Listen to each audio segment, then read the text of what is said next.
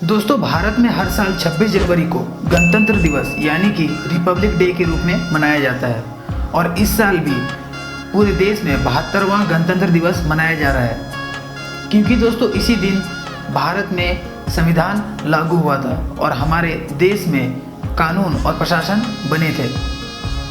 दोस्तों, डॉक्टर भीमराव अंबेडकर ने संविधान को 2 साल 11 महीने 18 दिनों में बनाकर हमारे राष्ट्र को सौंपा था।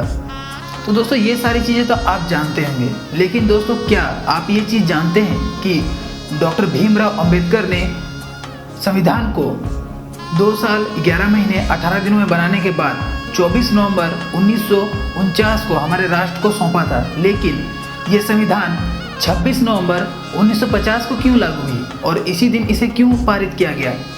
तो दोस्तों इसी तरह के कुछ इंटरेस्टिंग फैक्ट्स के बारे में आज हम अपने इस वीडियो में बात करेंगे। तो दोस्तों प्लीज़ इस वीडियो को पूरा देखिएगा, क्योंकि ये वीडियो बहुत ही ज़्यादा नॉलेजफुल और इंटरेस्टिंग होने वाली है। तो दोस्तों वीडियो को शुरू करने से पहले आप लोगों से एक रिक्वेस्ट है कि अगर आपने अभी तक हमारे इस चैनल मुंडारी न्यूज़ जगत को सब्सक्राइब नहीं किया है तो जल्दी से इसे सब्सक्राइब कर दें और बेल आइकन को दबा दें, ताकि आपको इसी तरह इंटरेस्टिंग और नॉलेजफुल वीडियो हमेशा मिलते रहे। तो चलिए दोस्तों शुरू करते हैं आज का ये स्पेशल वीडियो।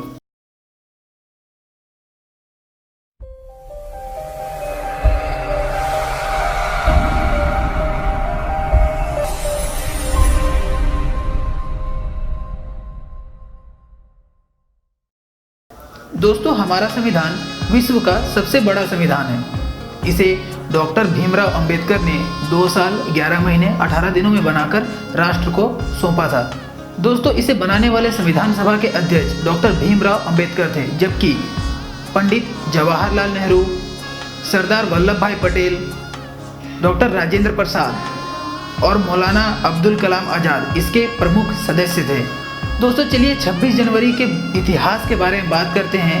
यानी कि जैसा कि मैंने आपको वीडियो के स्टार्टिंग में बताया कि आखिर डॉक्टर भीमराव अंबेडकर ने संविधान को 24 नवंबर 1949 को हमारे राष्ट्र को सौंप दिया गया था, लेकिन इसे 26 नवंबर 1950 को क्यों पारित किया गया, इस बीच का अंतराल में इसे क्यों नहीं पारित किया गया? तो दोस्तों चलिए इसी इतिहास के बारे में हम बात करते हैं। तो दोस्तों बात है 1930 को लाहौर में पंडित जवाहरलाल नेहरू के अध्यक्षता में कांग्रेस एक सभा का आयोजन किया गया था, जिसमें यह निर्णय लिया गया कि अगर 26 जनवरी 1930 को अंग्रेज भारत को छोड़कर नहीं जाते हैं तो इसके उपरांत 26 जनवरी को स्वतंत्रता दिवस के रूप में मनाया जाएगा, जब तक अंग्रेज इस देश को आज़ाद नहीं करते हैं। तो दोस्तों जब 26 जनवरी 1930 आया तो अंग्रेज़ों ने भारत को नहीं छोड़ा, यानी कि भारत को आज़ाद नहीं किया, लेकिन पंडित जवाहरलाल नेहरू ने अपने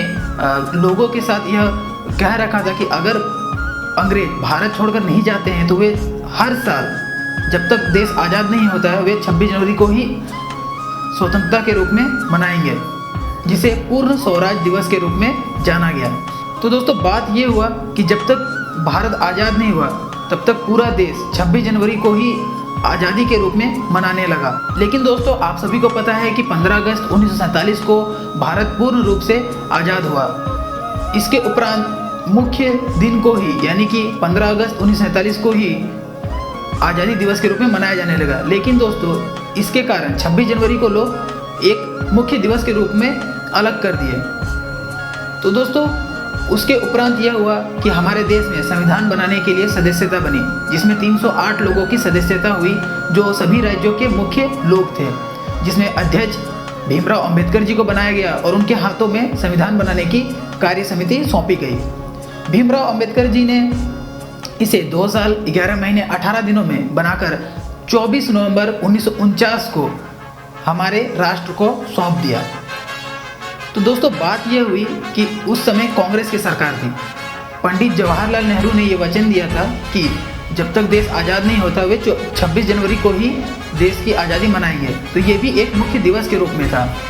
और दोस्तों 24 जनवरी 1950 को संविधान की 2 कॉपियाँ बनी, जिस पर संविधान सभा को बनाने वाले सभी लोगों ने अपना हस्ताक्षर दिया और इसके उपरांत 26 जनवरी 1950 को इसे लागू किया गया, इसे पारित किया गया, जिसके कारण दोस्तों आज हम इसे गणतंत्र दिवस यानी कि रिपब्लिक डे के रूप में मनाते हैं। क्योंकि इसी दिन संविधान का हमारा लागू हुआ था। दोस्तों इसके साथ साथ कुछ और भी इंटरेस्टिंग फैक्ट है, तो उनके बारे में भी चलिए हम बात करते हैं। दोस्तों हमारा संविधान 26 जनवरी 1950 को सुबह 10:18 पर पारित हुआ था। दोस्तों गणतंत्र दिवस में जो पहला परेड निकाली गई थी वो नेशनल स्टेडियम में थी, और दोस्तों उस समय नेशनल स्टेडियम की चार दीवारी नहीं की गई थी, जिसके कारण दोस्तों उस समय नेशनल स्टेडियम से लाल किला साफ साफ दिखाई दे रहा था। दोस्तों हर साल गणतंत्र दिवस के परेड में कई सारी झांकियां हर प्रत्येक राज्य से निकाली जाती है, और इसे हमारे लाइव टीवी चैनलों में दिखाया जाता है, और दोस्तों इस झांकियों को देखने के लिए कई लोग मौजूद भी होते हैं। दोस्तों 26 जनवरी के दिन ध्वजा फहराने के बाद राष्ट्रगान गाया जाता है, और दोस्तों आपको ये जानकर हैरानी होगी कि इसी बीच 21 तोपों की सलामी दी जाती है, यानी कि 52 सेकंड के अंतराल में ही 21 तोपों की सलामी दी जाती है, और जैसे ही राष्ट्रगान समाप्त होता है 21 तोपों की सलामी भी खत्म होती है। और दोस्तों इसी दिन कई सारे वीरों को वीरता पुरस्कार भी दिया जाता है। तो दोस्तों ये थे 26 जनवरी से जुड़े कुछ इंटरेस्टिंग फैक्ट जिसके बारे में मैंने अपनी इस वीडियो में बताया है। तो दोस्तों आप मुझे जरूर कमेंट करके बताइए कि क्या आपको इसके बारे में पता था, और दोस्तों आपको ये वीडियो कैसा लगा आप मुझे जरूर बताइएगा। तो दोस्तों आज के इस वीडियो में बस इतना ही। अगर आपको ये वीडियो अच्छी लगी तो जल्दी से इस वीडियो को लाइक कर दीजिए, और दोस्तों चैनल पर नहीं होते यार चैनल को सब्सक्राइब कर दीजिए, और दोस्तों जितना हो सके इस वीडियो को अपने दोस्तों के साथ अपने फैमिली के साथ शेयर कीजिए, ताकि उन्हें भी 26 जनवरी से जुड़े इस तरह के इंटरेस्टिंग फैक्ट के बारे में पता चले। तो दोस्तों मिलते हैं अगली वीडियो में, तब तक के लिए अपना ध्यान रखिए। जोहार, जय हिंद दोस्तों।